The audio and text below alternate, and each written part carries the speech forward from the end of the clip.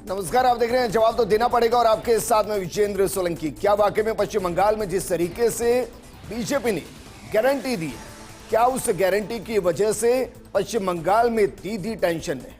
क्योंकि महिलाओं के लिए, बेरोजगारों के लिए जिस तरीके की स्कीम की बात की गई, उनको 3,000 रुपए की राशि ट्रांसफर करने की बात की गई, यूसीसी को लागू करने की बात की गई और 7th पे कमीशन को अगले 45 दिन में लागू करने का वादा किया गया। क्या इसके जरिए बीजेपी ने महिला, युवा, सरकारी कर्मचारी और हिंदुत्व सोच के साथ राष्ट्रवादी सोच, क्या इसको टारगेट करने की कोशिश की? और क्या पश्चिम बंगाल में इस बार बीजेपी वहां टीएमसी सरकार को चुनौती देते हुए कमल खिला पाएगी? क्योंकि जिस तरीके से बीते 10 सालों में बीजेपी लगातार पश्चिम बंगाल पर फोकस कर रही है, क्या वह अंतिम पड़ाव में है या फिर दीदी का मैजिक और कांग्रेस का वहां इस मुकाबले को क्या वाकई में त्रिकोणीय बनाने की स्थिति में आना, क्या दोनों ही पार्टियों के लिए टेंशन साबित कर सकता है?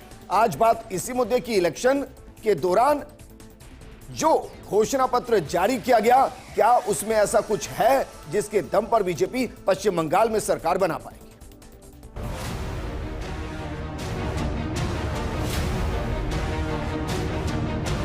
रोजगार को सुनिश्चित करेंगे, घुसपैठ को रोकने का काम करेंगे।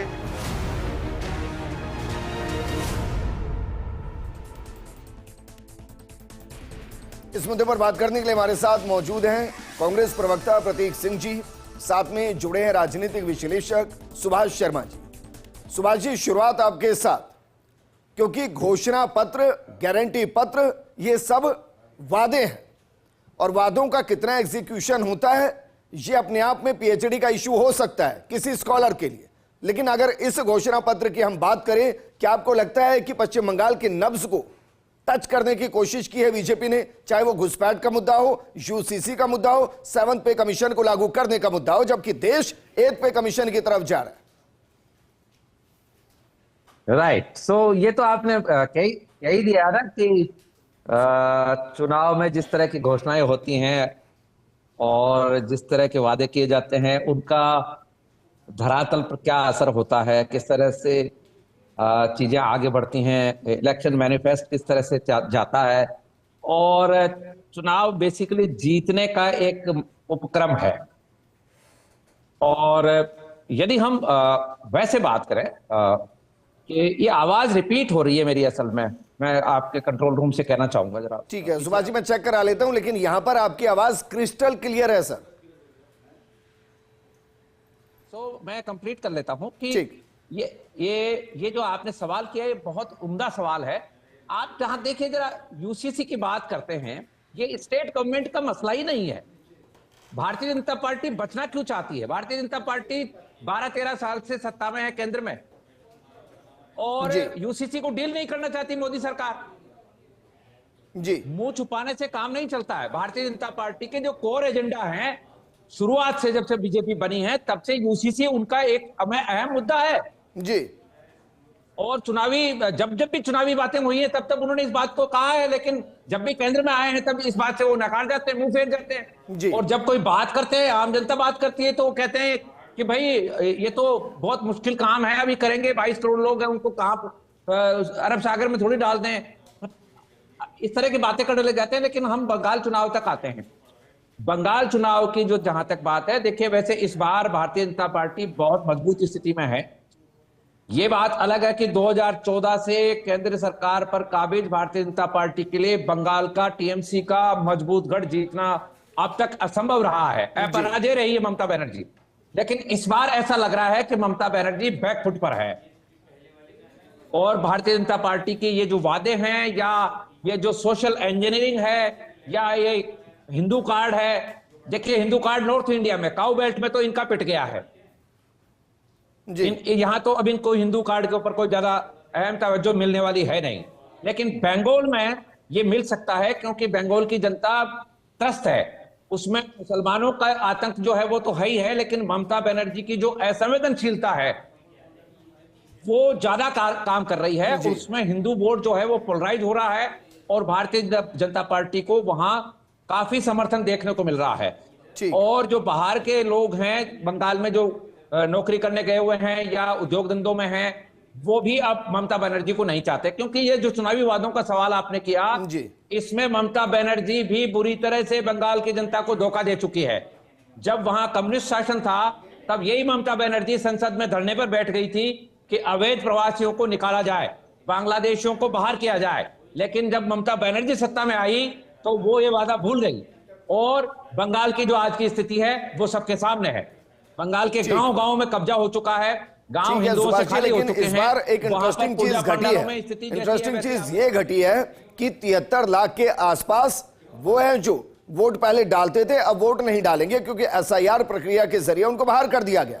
अब मैं नहीं जानता कि इन 73 लाख में से कितने बांग्लादेशी घुसपैठिए हैं, कितने ऐसे हैं जो इलीगली यहां पर रह रहे हैं और कितने ऐसे हैं जो अपने डॉक्यूमेंट वेरीफाई नहीं कर पाए। लेकिन ये 73 लाख का जो आंकड़ा है ना, ये मेरे लिए इसलिए इंटरेस्टिंग है कि बीते चुनाव के अंदर जो बीजेपी वहां हारी थी और जो टीएमसी के साथ वोट का मार्जिन था वो लगभग 70-75 लाख के आसपास का ही था।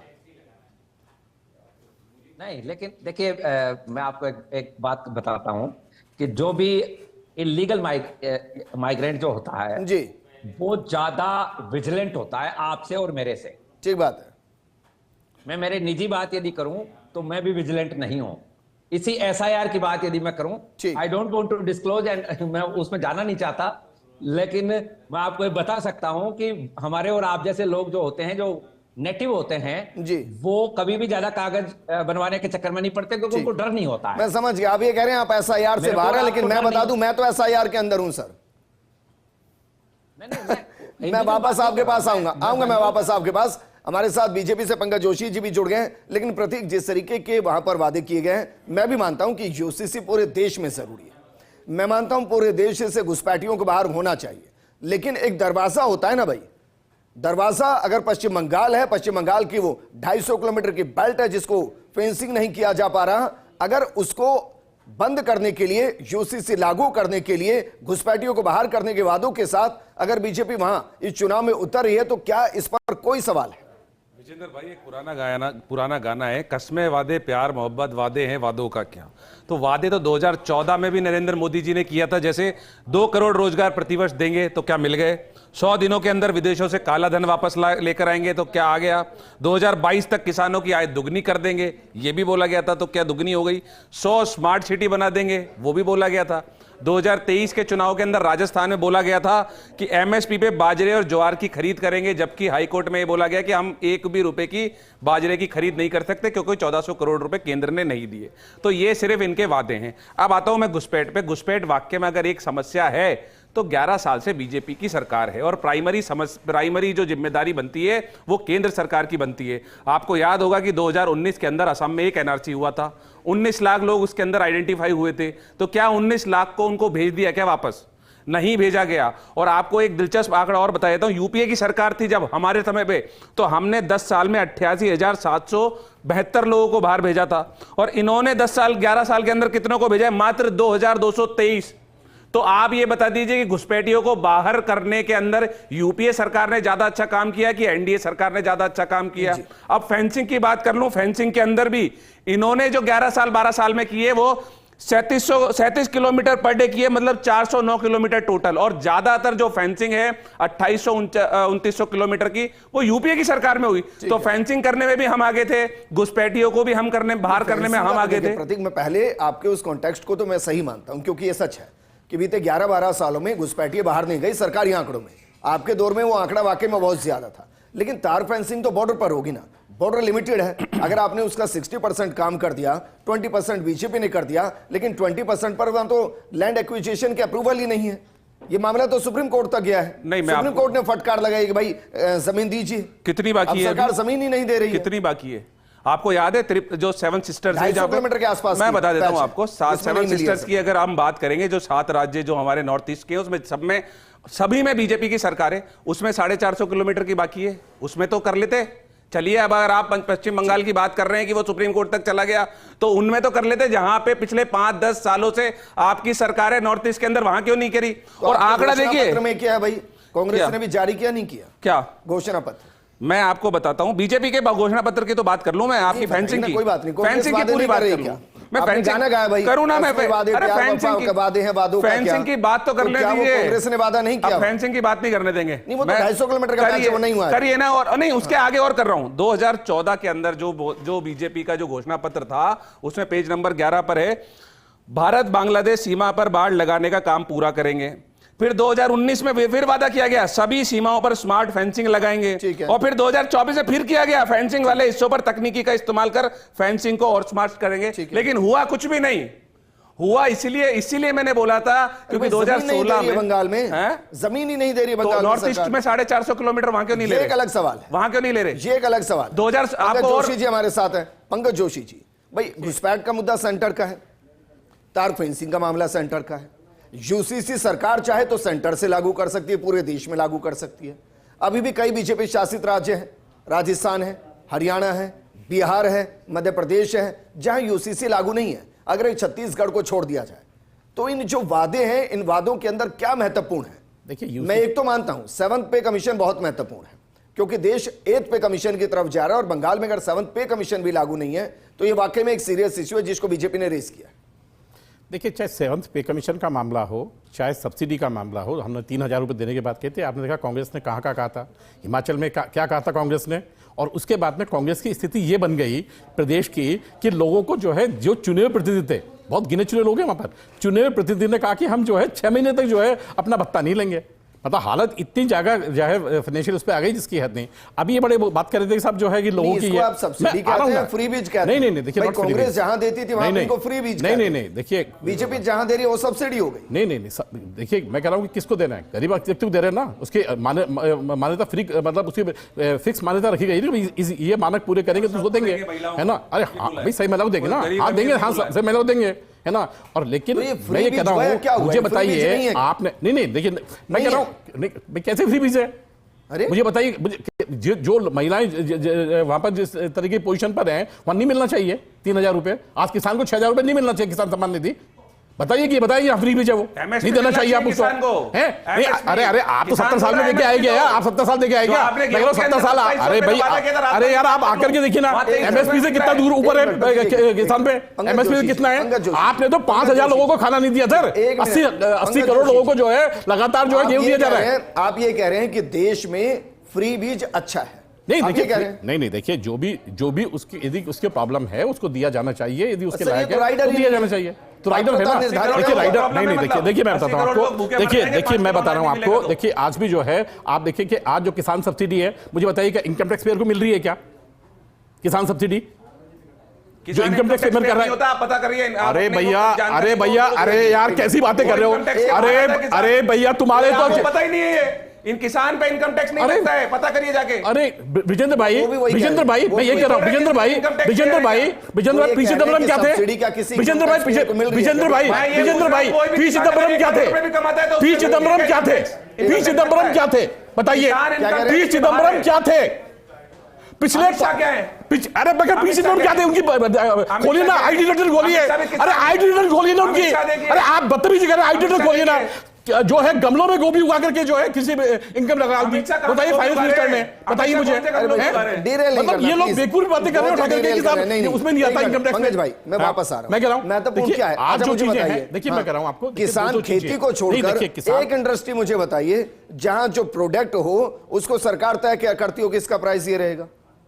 जब आप सब्सिडी की बात करेंगे तो ये अकेली इंडस्ट्री है जिसमें सरकार तय करती है कि रेट क्या होगा, किसान तय नहीं करता है। बाकी इंडस्ट्री मुझे बताइए, एक चिप्स बना रहा है, नहीं तो यहां तक कि टॉफी बना रहा है, वहां इंडस्ट्री तय करती है कि वो टॉफी कितने में बेचेगी। उस पर विरोध किसने किया था उस कानून का? किसने लाने दिया एमएसपी का कानून कब आया? अरे एमएसपी के अलावा काम का मार्केट रेट पर लेने की बात की थी, मार्केट रेट ऊपर किसान उसके ऊपर। मुझे बताइए क्या नहीं होना चाहिए, है ना, एमएसपी के ऊपर? हम तो एमएसपी से ऊपर मार्केट रेट होनी चाहिए, कहीं की नहीं गई थी। कब कही लोगों के बाद में कि मार्केट जो है, मार्केट के बिचौलिए जो है, देखिए मार्केट के बिचौलिए खत्म नहीं करने चाहिए, पश्चिम बंगाल पर आता, मुझे बताइए पश्चिम बंगाल पर आता हूं, वेस्ट बंगाल के अंदर यूसीसी लागू करने की बात कर रहे हैं सर। हाँ, यूसीसी लागू करेंगे, बिल्कुल करेंगे। आप मुझे छत्तीसगढ़ को छोड़िए और बताइए कितनी जगह पर बीजेपी की सरकार है, कितने सालों से है और क्यों यूसीसी लागू नहीं? उत्तरांचल में यूसीसी लागू हो गया। कहां पे? उत्तरांचल में, उत्तराखंड बस मैं एक ही बोल रहा हूं, बस उसके अलावा उत्तराखंड के बाद में गुजरात में है, प्रक्रिया में है सर। हाँ है ना, प्रक्रिया में है ना, तो सर प्रक्रिया तो 20 साल भी चलती है। अरे सर मैं क्या कह रहा हूं आपको, नहीं प्रक्रिया नहीं अभी शुरू किया सर, प्रक्रिया को 20 साल चल रही थी क्या, अभी पिछली विधानसभा में किया है। चलिए कोई गिनाओ तो बताइए आप मुझे, बताइए। और लगातार जो है हमने जो जहां जहां किया है वहां बिल लेकर तैयार हो रहे हैं, है ना, उनको लेकर के आ रहे हैं, यूसीसी लेकर के आ रहे हैं। इसके बाद में मुझे बताइए कि वहां जो है जिस बंगाल की भूमि के अंदर जो भूमि थी वो किसकी भूमि थी, नेताजी की भूमि थी ना, उसी से कारण प्रसिद्ध थी ना, है ना। आज क्या हालत रही थी, हमने कहा था कि उस भूमि को जो है वापस से सुनार बंगला करके बताएंगे, 3,000 रुपए वहां के जो है बेरोजगार को देंगे, 3,000 रुपए वहां की बालिका को देंगे, केजी से लेकर के पीजी तक की जो है बालिका की शिक्षा फ्री करेंगे। क्या गलत किया है मुझे बताइए, कौन सी चीज के लिए कर रहे हैं? कौन कह रहा है सर? मैं कह रहा हूं जहां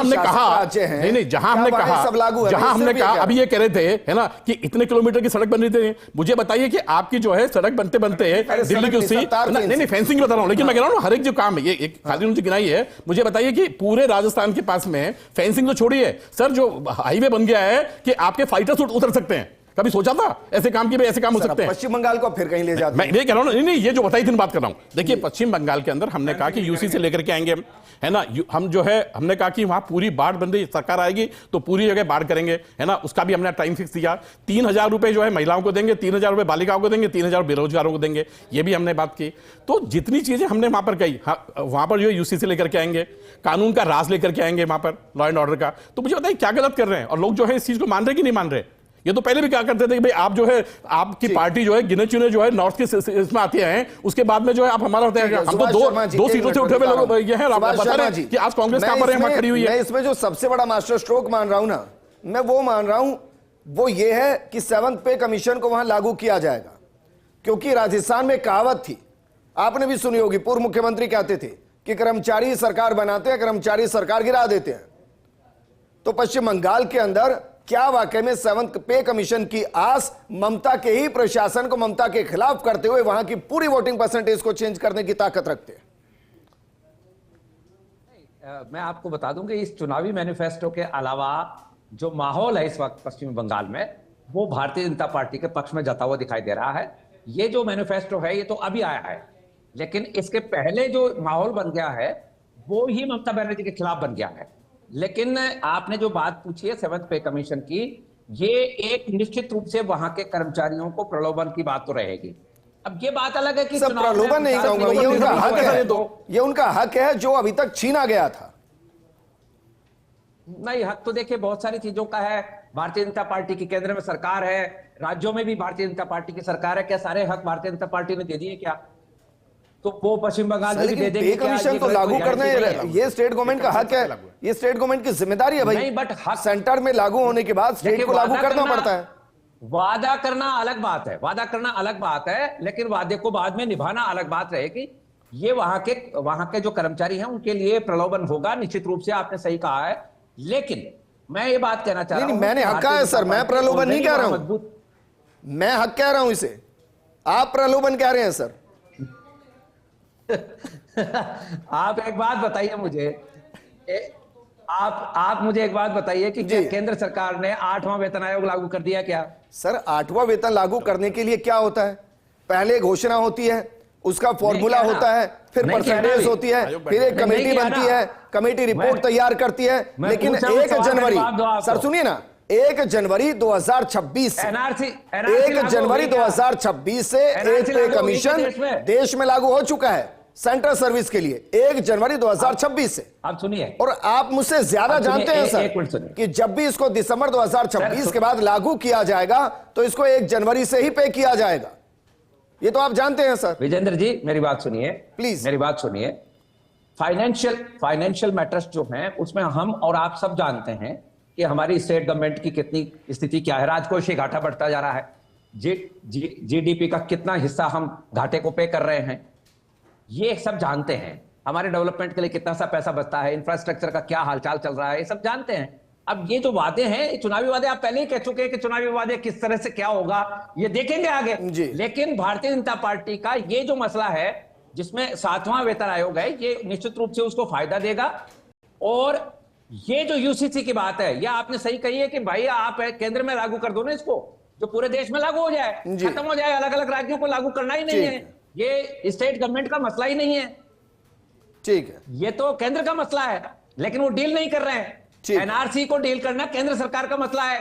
ये जो इलीगल माइग्रेंट्स वगैरह हैं, ये तो 2 मिनट का ही काम है। एनआरसी लागू करो आप, लेकिन भारतीय जनता पार्टी इससे बचती है। ठीक है, तो इसका क्या कारण है? ठीक है, ये पंकज चुनावी जी। वादों का ये हाल है। देखिए हमने बाकायदा 7th पे कमीशन की डेट भी दी कि हमने 45 डेज में कर देंगे। ये भी नहीं कहा कि हम उसको कोई टाइम लेंगे। ठीक। 45 दिन में सरकार बनने के 45 डेज के अंदर 7th पे कमीशन लागू कर देंगे। जहां जहां आपने कहा था कि जिन चीजों पे नहीं, था, मुझे क्लियर कर दीजिए, क्या वहां 7th पे कमीशन के लिए आयोग गठन होकर वो अपनी रिपोर्ट सबमिट कर चुका है?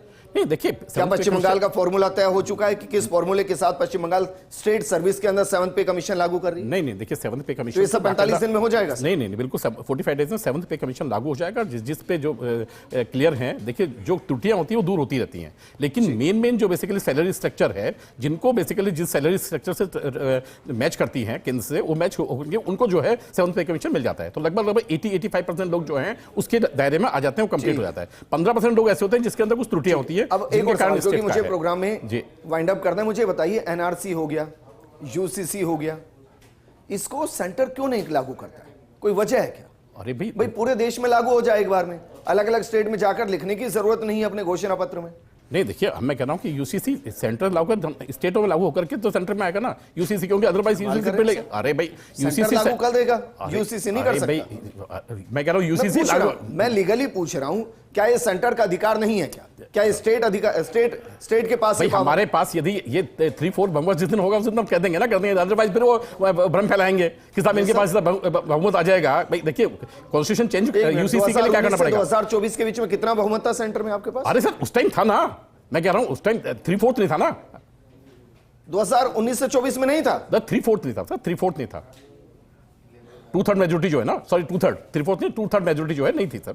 2/3 मेजोरिटी को होना था उसमें। और मैं कह रहा हूं आपको उसके बाद भी इसके जो रूल्स हैं, जिस तरीके से जो लागू किया जा रहा है, इसके अंदर हर एक चीज को जो है इसका भी टाइम बाउंड किया गया है क्या? यूसीसी को कितने दिन? हाँ यूसीसी का टाइम बाउंड किया ना हमने। यूसीसी जो है मुझे मिला नहीं, मैं पूछ रहा हूं। यूसीसी जो है जल्दी लागू कर देंगे और 2 साल के अंदर लागू कर देंगे। अरे 2 साल में लागू कर देंगे सर, 2 साल में। हाँ बिल्कुल कर देंगे। अब प्रतीक बोलिए क्या? विजेंद्र भाई मैं कह रहा हूं कि 45 दिन और 2 साल की बात कर रहे थे। मैंने बोला था 2014 में, इन्होंने बोला था 100 दिन में काला धन आ जाएगा। आज लगभग 12 साल की सरकार हो चुकी है, आज तक काला धन नहीं आया और विदेशों में जमा काला धन 3 गुना हो गया है।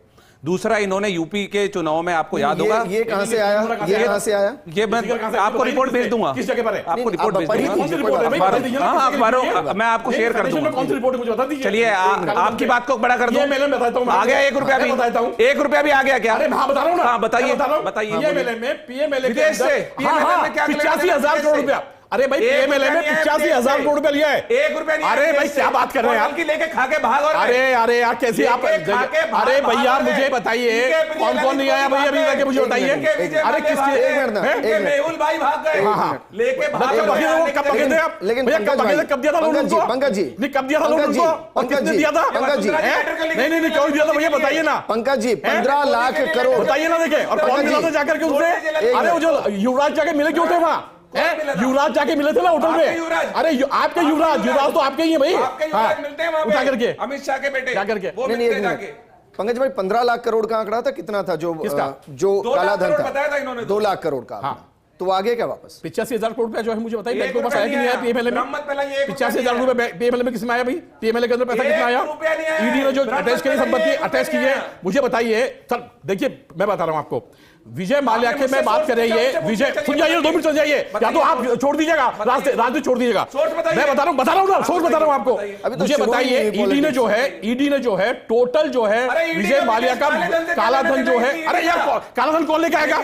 काला धन कौन लेके आएगा भाई? मुझे बताइए कौन लेके आएगा? ईडी ने कौन लेके आएगा? सवाल मुझे बताइए कौन लेके आएगा? Police, Rajasthan police. एक मिनट, मुझे बताइए काला धन कौन लेके आएगा? पंकज जी स्विस बैंक से कितना पैसा वापस आया? किसका? Swiss bank.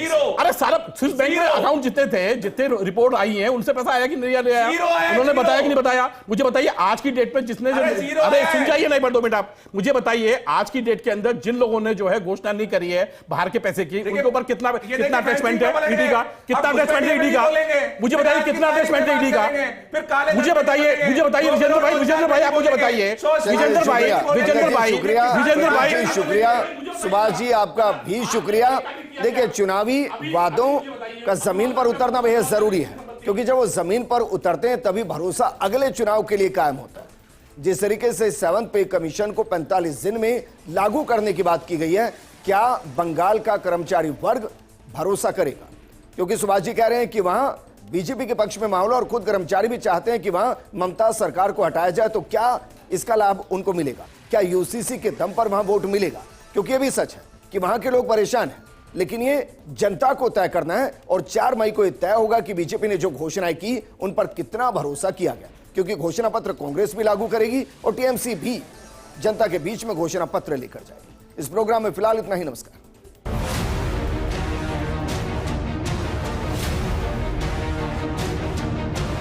रोजगार को सुनिश्चित करेंगे, घुसपैठ को रोकने का काम करेंगे,